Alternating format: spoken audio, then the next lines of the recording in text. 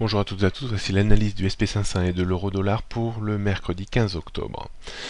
Le SP500 reste toujours faible et reste dans cette tendance baissière un petit peu impulsive engagée depuis le 9 octobre dernier.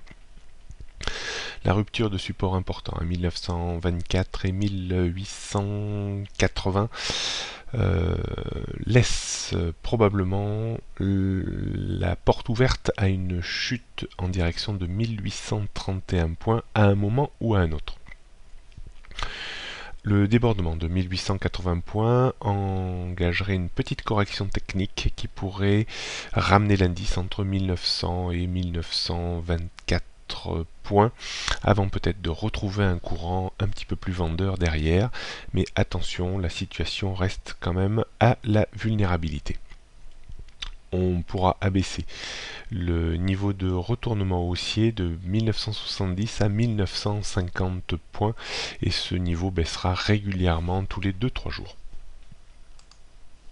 On note donc une résistance à 1900 avant 1925, 1950, 1970 et 2000 points.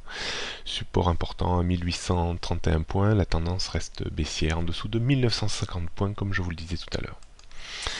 Du côté de l'euro-dollar, l'euro-dollar envoie des signes un petit peu contradictoires. Une zone très importante reste toujours la même, c'est-à-dire 1,2575, 1,26. La rupture de cette zone validerait un double sommet avec un risque de retour rapide sur 1,25 voire 1,24.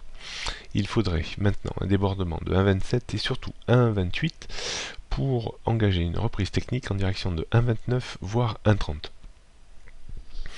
La désorientation se poursuit sur la parité euro-dollar avec tantôt des signes plutôt de reprise technique qui étaient apparus le 8 octobre dernier et là, essoufflement un petit peu de ces conditions un petit peu favorables mais qui pourraient redevenir favorables si on débordait rapidement un 27 et un 28.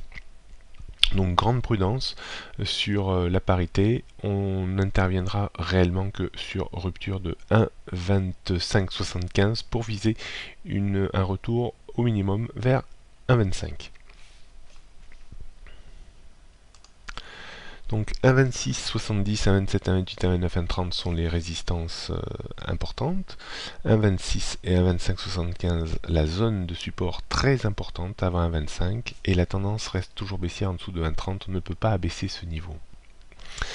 Voilà, prochaine analyse demain jeudi. Bonne journée à toutes et à tous.